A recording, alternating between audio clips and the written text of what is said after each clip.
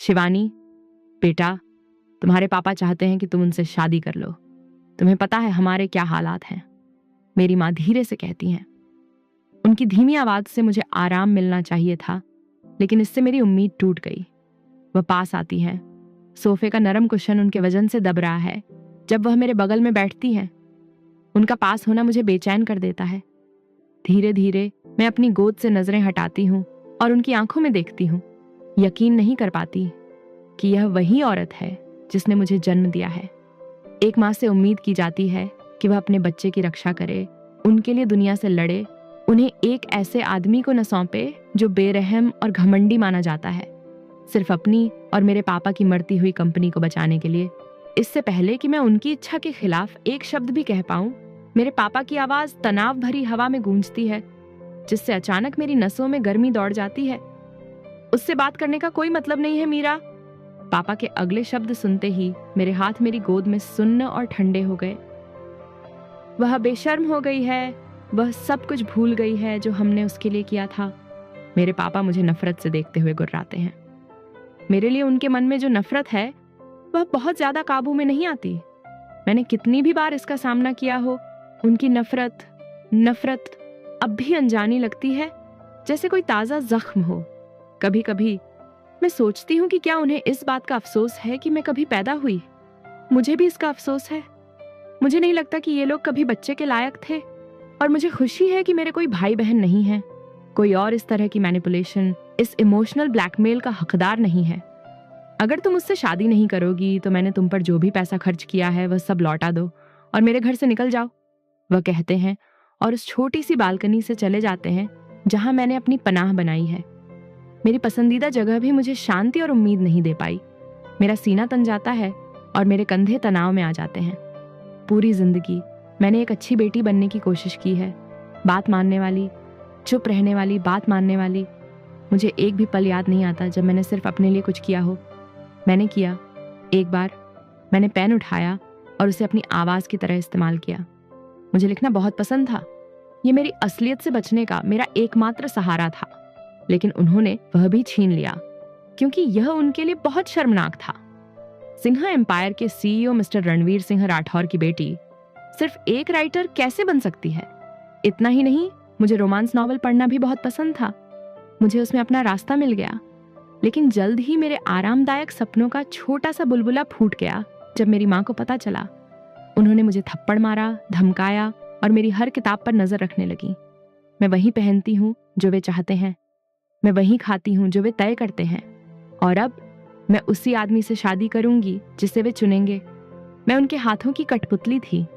जब वे बोर होते थे तो वे मुझे नचाते और गाते थे, और उससे भी उनकी आत्मा को शांति नहीं मिलती थी। उन्होंने मुझे हर उस चट्टान की ओर धकेला जिससे उन्हें फायदा होने का वादा किया गया था। उन्होंने मुझे अपने फायदे के लिए इस्तेमाल किया।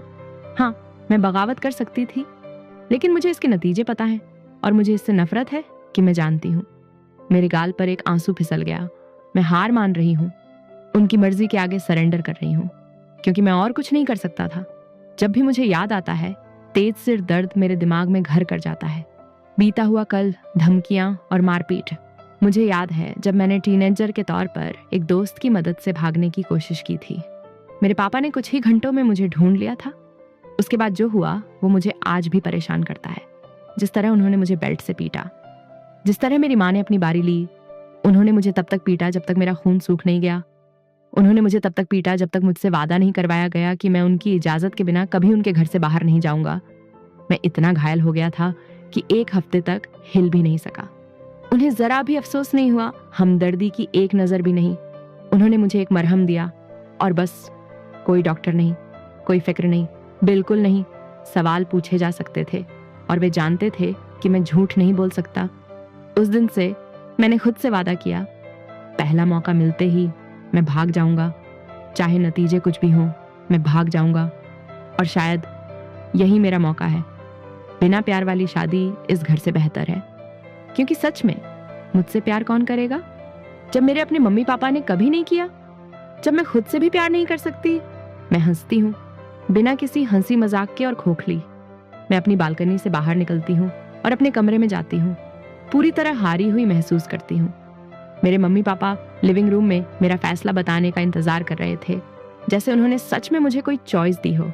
जब उन्होंने मुझे कमरे में आते देखा तो उनकी आंखें जीत से चमक उठी। मैं उससे शादी करूंगी। मेरे मुंह से शब्द घुट रहे थे।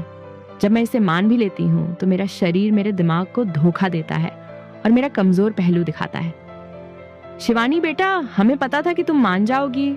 मेरी माँ मीठी आवाज में तारीफ करती हैं। तुम उससे शादी करोगी और सब ठीक हो जाएगा। वह मुस्कुराती है। मुझे वह मुस्कान पसंद नहीं है। इसके अलावा हम तुम्हारे मम्मी पापा हैं। हम जानते हैं कि तुम्हारे लिए सबसे अच्छा क्या है। मेरे लिए सबसे अच्छा या उनके बैंक बैलेंस के लिए? मैं सिर हिलाती हूँ। आंसू फिर से आने लगते हैं। हाँ माँ, मैं धीरे से कहती हूँ, मैं उससे शादी करूंगी। मैं अपने शब्द दोहराती हूँ। ये शब्द मेरे गले में जलन पैदा करते हैं। वे एक दूसरे को देखते हैं, खुश, जीत की खुशी में। वे जीत गए हैं। उन्होंने मुझे तोड़ दिया है। लेकिन जब मैं वहां खड़ी हूँ, मुझे पता है कि यह अंत नहीं है। ये तो बस शुरुआत है। ये शादी मेरे लिए बाहर निकलने का रास्ता है, सांस लेने का मेरा मौका, फिर से शुरू करने का, खुद को खोजने का, या शायद अपना एक नया रूप बनाने का जो उनके कंट्रोल में ना हो। फिर भी मैं अंदर घुसते डर को नजरअंदाज नहीं कर सकती। क्या होगा अगर वह उनके जैसा हो या उससे भी बुरा? क्या होगा अगर मैं एक नरक को दूसरे नरक से बदल दूं? लेकिन अगर इस शादी के मेरे बचने का जरा सा भी मौका है तो मैं इसे ले लूंगी, क्योंकि उनकी बेटी होने से तो कुछ भी बेहतर है। मुझे नहीं लगता कि तुम समझते हो आकाश। तुम्हारे पास यहाँ कोई चॉइस नहीं है। प्लान के हिसाब से चलो, वरना मैं तुम्हारी कंपनी खरीद लूंगी, उसे खत्म कर दूंगी और सबसे पहले तुम्हें निकाल दूंगी। मैं फोन पर झपटता हूँ और अचानक कॉल काट देता हूँ। जब लोग अपना बेकार बेवकूफ दिमाग इस्तेमाल करने की कोशिश करते हैं तो मुझे ये बर्दाश्त नहीं होता। फिर मेरी नजर नोटिफिकेशन बार पर जाती है। मेरी माँ के 6 मिस्ड कॉल और मेरे पापा का 1। धत तेरे की, मैं फंस गया। मेरे पापा समझ जाएंगे, लेकिन मेरी माँ, वो मुझे घंटों तक उनके कॉल न उठाने के बारे में लेक्चर देगी और फिर जब मुझे बिल्कुल भी उम्मीद नहीं होगी तो वह लापरवाही से कॉल करने का कारण बता देगी। शानदार। मैं उन्हें कॉल करने की कोशिश करता हूँ, लेकिन वह उठाती नहीं है। कोई जवाब नहीं। बढ़िया। मैं अगला अपने पापा को डायल करता हूँ। जैसे ही वह मेरा कॉल उठाते हैं वह हंसते हैं। नहीं, वह नहीं हंसते। वह मेरी परेशानी देखकर जोर से हंस पड़ते हैं और मैं अपना फोन कान से हटाकर उसे घूरता हूँ और अपना सिर हिलाता हूँ। बढ़िया, तुम चले गए बेटा, ऑल द बेस्ट। मैं फोन उसे दे रहा हूँ। वह चहकते हैं इससे पहले कि मैं उनका स्वागत कर पाऊं, और मैं उनके शब्दों के पीछे बड़ी मुस्कान सुन सकता हूँ। वह इसमें बहुत मजा ले रहे हैं। मैं अपने मम्मी पापा से बहुत प्यार करता हूँ, सच में। लेकिन कभी कभी मेरी माँ, खैर, वह डरावनी हो सकती है। सच कहूं तो वह सबसे अच्छी माँ है जो मैं मांग सकता था। मैं उनके और अपने पूरे परिवार के लिए शुक्रगुजार हूँ। दूसरी तरफ से अपनी माँ की आवाज सुनते ही मेरे चेहरे पर एक हल्की सी मुस्कान आ जाती है। मिस्टर रुद्राक्ष मल्होत्रा, ओह ओह, मुझे आपसे बात करने के लिए अपॉइंटमेंट चाहिए, वह कहती है। उनके हर शब्द से ताना टपक रहा था और मैं अपनी हंसी दबा लेता हूँ और कोई और लेक्चर नहीं सुनना चाहता। माँ, मैं किसी और कॉल पर था। आपको पता है कि मैं हमेशा जब भी हो सके फोन उठा लेता हूँ। मैं जवान नहीं मरना चाहता, मैं जवाब देता हूँ। मेरे होंठों पर एक हल्की सी मुस्कान है। चुप रहो, मैं तुम्हारी माँ हूँ। मैं तुम्हारे काम के कॉल से ज्यादा जरूरी हूँ, समझे? हाँ मैडम। शायद मुझे अपना गुस्सा उन्हीं से मिला है। मेरे पापा काफी शांत इंसान हैं, लेकिन यह सिर्फ गुस्से के बारे में है जो मेरी सबसे बुरी बात है। मुझे आम तौर पर लोगों से दिक्कतें होती हैं। न तो मैं उन्हें पसंद करता हूँ और न ही मैं ज्यादातर इंसानों को बर्दाश्त करता हूँ। मैंने तुमसे मिस्टर सिंह की बेटी के बारे में बात की थी, याद है? वह मुझे शादी के प्रपोजल की याद दिलाती है। बिल्कुल, फिर से शादी के प्रपोजल। वह आजकल लगातार मुझे सेटल करने की कोशिश कर रही है। मुझे समझ नहीं आता क्यों। मेरा पहले से ही एक परिवार है। मुझे औरतों पर भरोसा नहीं है, वह यह जानती है। जब मुझे प्यार पर भी भरोसा नहीं है तो मैं किसी की जिंदगी क्यों बर्बाद करूं? औरतें यही चाहती हैं, प्यार, और मैं उन्हें वह नहीं दे सकता। माँ प्लीज, मैं थके हुए अंदाज में कहना शुरू करता हूँ, लेकिन वह मुझे बीच में ही काट देती है।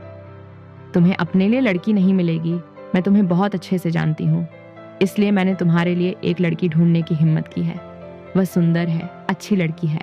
मैं उससे एक चैरिटी इवेंट में मिली थी। वह दयालु और नरम दिल है और मुझे यकीन है कि तुम्हें वह पसंद आएगी। मैं तुम्हारी माँ हूँ।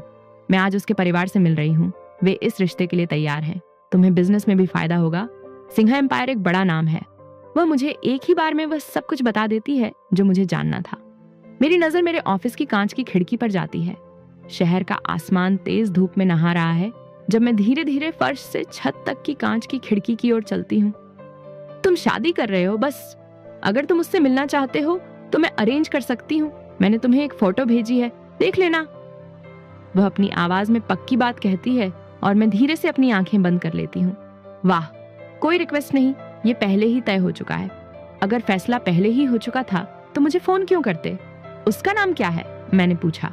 अगर मैं उससे शादी कर रहा हूँ तो मुझे बैकग्राउंड चेक करवाना होगा। मैं गलतियां नहीं दोहराता। शिवानी सिंह राठौर, वह कहती है। मैं उसकी आवाज में मुस्कान सुन सकता हूँ। मुझ पर भरोसा करो रुद्राक्ष, वह तुम्हें पसंद आएगी। वह आगे कहती है। देखते हैं माँ, क्या तुम उससे मिलना चाहते हो? वह थोड़ी देर की चुप्पी के बाद पूछती है। ठीक है, परसों के लिए अपॉइंटमेंट सेट कर लो। वह आह भरती है। यह कोई बिजनेस डील नहीं है रुद्राक्ष, तुम अपने पापा की तरह ही होपलेस हो। वह शिकायत करती है और मैं देख सकता हूँ कि वह अपना सिर हिला रही है।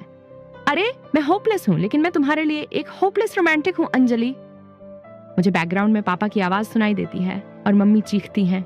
ये कॉल खत्म करने का मेरा इशारा है। मैं आगे जो भी होता है वह सुनना नहीं चाहती। मुझे उनके पास जो है उसकी चाहत है। मुझे बस ये नहीं पता कि वह मुझे कभी मिलेगा भी या नहीं। मुझे नहीं लगता कि मैं फिर कभी किसी पर भरोसा कर पाऊंगी। जब मैं मम्मी की भेजी हुई तस्वीर खोलती हूँ तो मैं सच में हैरान रह जाती हूँ कि वह कितनी खूबसूरत है। धीरे धीरे मैं अपने अंगूठे से स्क्रीन पर कुछ घुमाती हूँ। शिवानी की आंखें गहरी भूरी हैं और उसके काले बाल उसके छोटे से शरीर से झरने की तरह नीचे गिर रहे हैं। उसने जो सफेद कुर्ती पहनी है उसमें वह बहुत ग्रेसफुल लग रही है। उसकी बारीक खड़ाई उसके नाजुक फीचर्स को हाईलाइट कर रही है। उसकी मुस्कान फोटो में जान डाल देती है, लेकिन उसकी आंखों में एक खालीपन है। या शायद मैं बस ये सोच रही हूँ। मैं स्वभाव से एनालिटिकल हूँ, लेकिन मैं भी मानती हूँ वह एक देवी जैसी दिखती है। लेकिन मेरी तारीफ उतनी ही जल्दी खत्म हो जाती है और हमेशा की तरह शक वापस आ जाता है। मैं अपनी सावधानी कम नहीं कर सकती। नहीं, ऐसा नहीं हो सकता। एक सुंदर चेहरे के लिए भी नहीं। बीते हुए कल ने मुझे एक बात सिखाई, भरोसा ताकत नहीं, कमजोरी है। ये एक ऐसा रिस्क है जिसे मैं नहीं उठा सकती।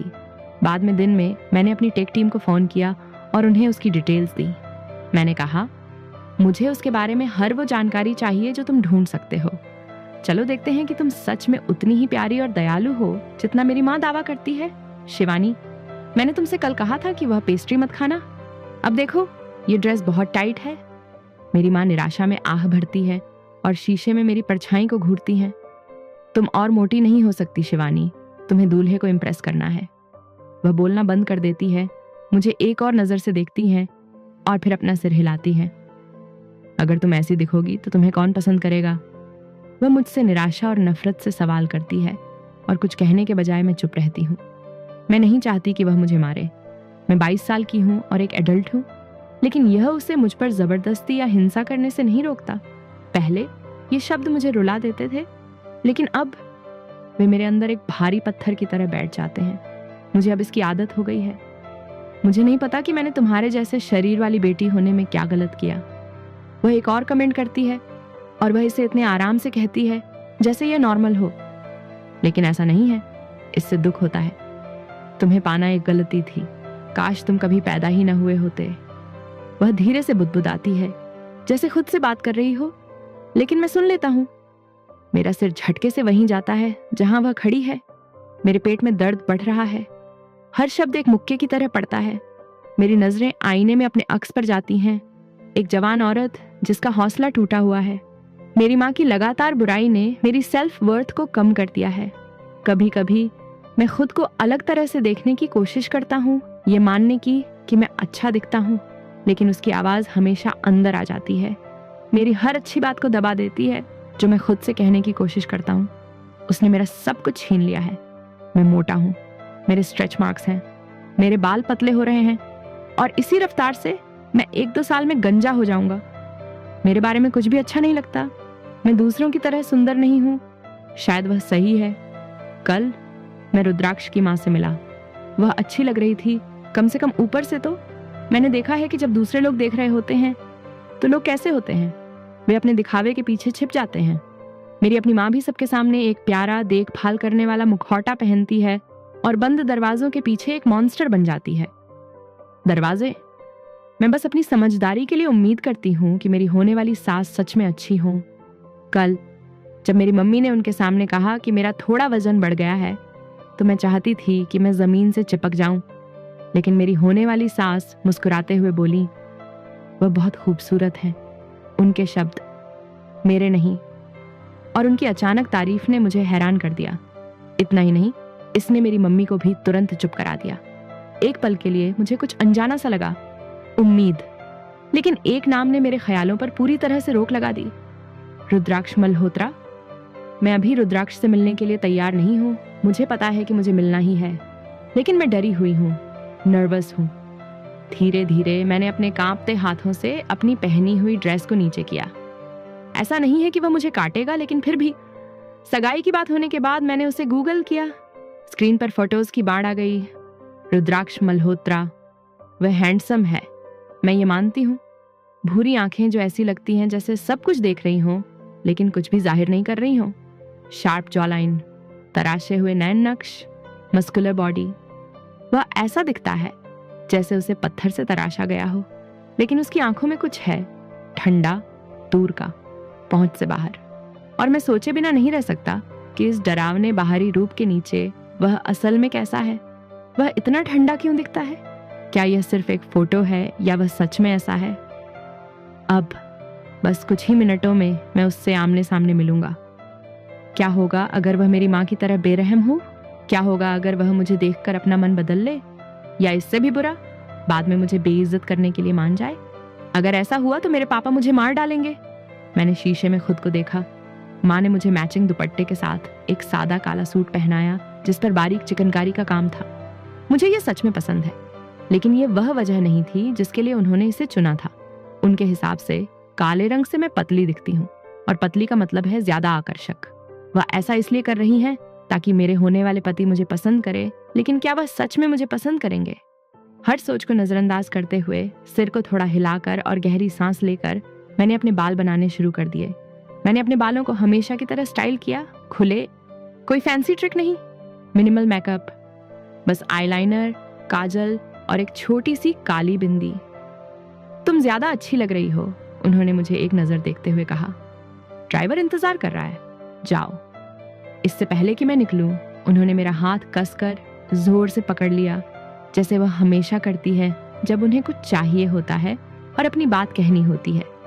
पकड़ चुभ रही थी, उनकी उंगलियां मेरे शरीर में गड़ रही थीं। शायद चोट लग जाएगी। तुम्हें ठीक से रहना चाहिए शिवानी, इसे खराब मत करो, अपनी भलाई के लिए। उसकी आवाज बहुत धीमी थी, मुझे धमका रही थी, और मैंने सिर हिलाया। उसने अगले ही पल हाथ छोड़ दिया, लेकिन एक आखिरी चेतावनी भरी नजर के बिना नहीं। मैं बाहर निकली, दर्द कम करने की कोशिश में हाथ मोड़ते हुए। कार पहले से ही इंतजार कर रही थी, इसलिए मैं जल्दी से कार की तरफ दौड़ी और पीछे की सीट पर बैठ गई। कुछ ऐसा जो मैं सच में नहीं करती। माधव अंकल, हमारे ड्राइवर, हमेशा मेरे लिए मेरे असली पिता से ज्यादा पिता जैसे रहे हैं। बचपन से उन्हें मेरा दिन कैसा था, मेरी पसंद, नापसंद और मेरे सपने मेरे माता पिता से कहीं ज्यादा पता थे। मैं आमतौर पर उनके साथ आगे बैठती हूँ, लेकिन आज मेरी माँ अभी भी मुझे छत से देख रही हैं, इसलिए मैं रूल बुक मानती हूँ। पीछे की सीट, बात मानने वाली बेटी। क्या तुम नर्वस हो? माधव अंकल ने कार को गियर में डालते हुए पूछा। नर्वसनेस से भी ज्यादा मैंने अपने नाखून चबाते हुए माना। मुझे इस आदत से नफरत है, लेकिन मैं रुक नहीं सकती। मैंने कोशिश की है। घबराहट मुझे बहुत परेशान करती है। सब ठीक हो जाएगा, वह रियरव्यू मिरर से मुझे देखते हुए भरोसा दिलाता है। अगर तुम्हें वो पसंद नहीं है तो बस मुझे बता देना और मैं तुम्हें शादी से भागने में मदद करूंगा, टेंशन मत लो। वह कहता है कि मैं उसे हल्की सी स्माइल दूं। तुम्हें पता है, मैं तुम्हें कभी रिस्क में नहीं डालूंगा अंकल। वह हल्का सा सिर हिलाकर आगे देखता है और मजबूती से कहता है, मैं चाहता हूं कि तुम खुश और सेफ रहो बेटा, मैं इसके लिए कुछ भी करूंगा। मेरी आंखों के कोनों में आंसू आ जाते हैं, लेकिन मैं उन्हें पोंछ देती हूँ।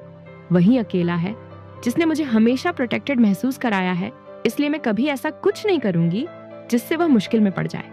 कार चीखती हुई रुकती है और मेरे कंधों पर एक जोरदार एहसास होता है। हम पहुंच गए हैं।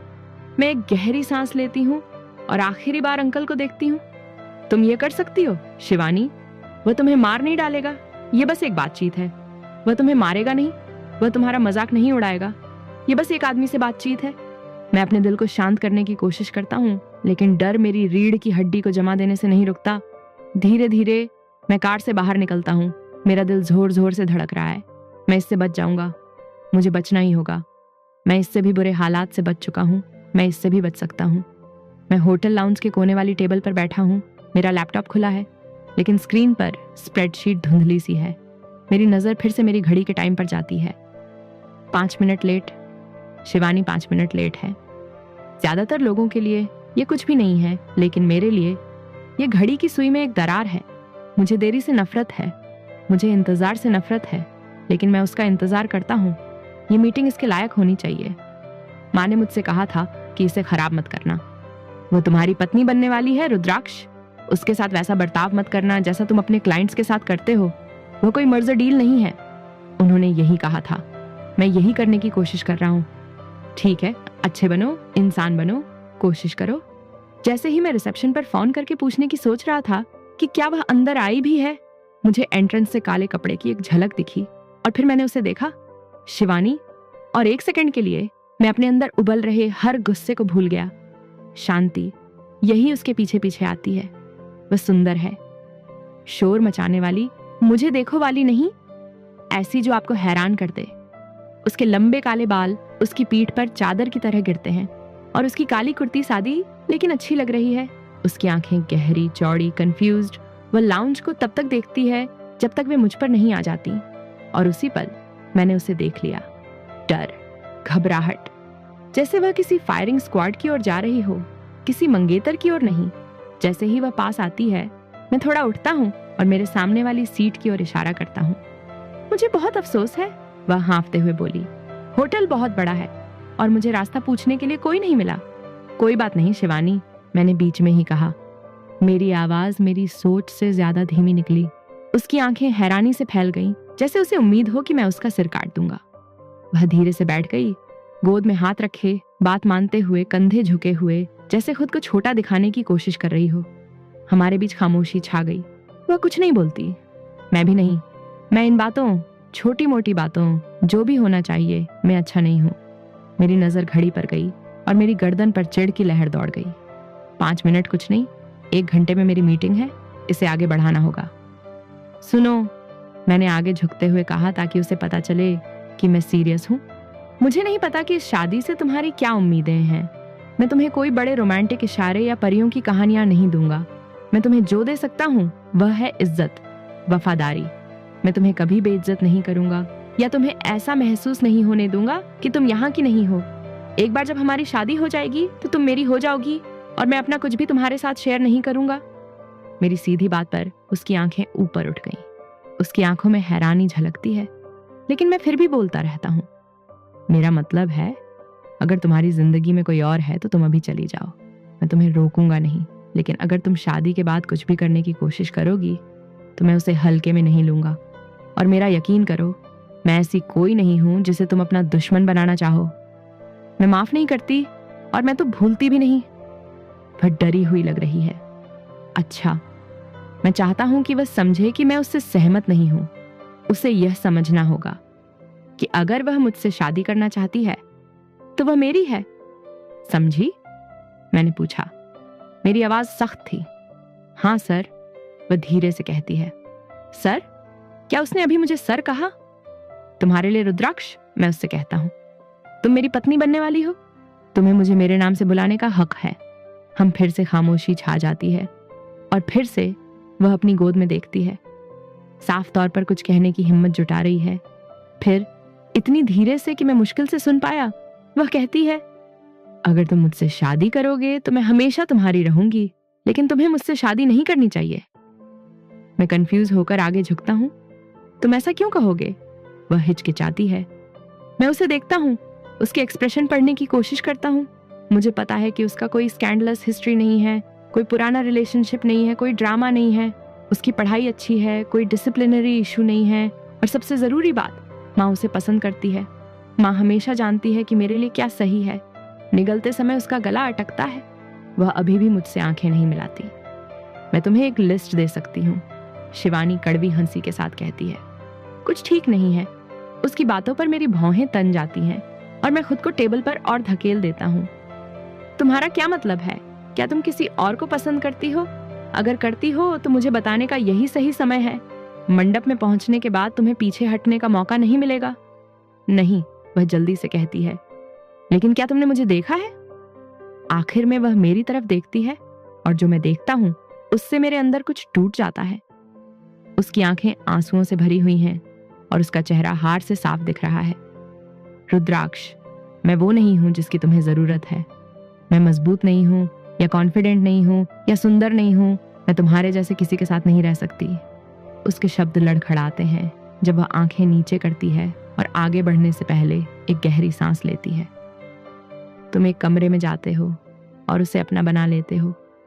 मैं अंदर जाती हूँ और उम्मीद करती हूँ कि कोई मुझे न देखे। मैं कभी भी तुम्हारी बराबरी नहीं कर पाऊंगी। मैं हमेशा तुम्हारे पीछे रहूंगी और लोग हमें देखेंगे और सोचेंगे कि तुमने मुझ में ऐसा क्या देखा।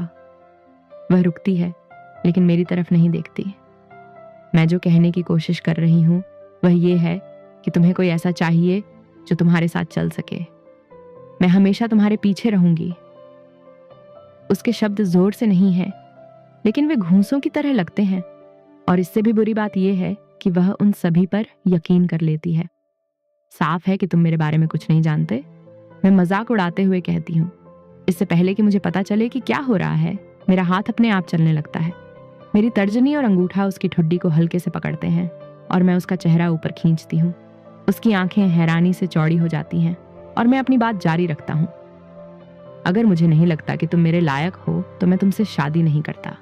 और अगर तुम्हें लगता है कि मुझे लुक्स की परवाह है तो तुम गलत हो। मैं उसकी नजरें थामे रहता हूँ। और कॉन्फिडेंस कोई ऐसी चीज नहीं है जो तुम्हारे साथ पैदा होती है। तुम इसे अपने डर का सामना करके डरे हुए होने पर भी सामने आकर बनाते हो। इसमें समय और मेहनत लगती है।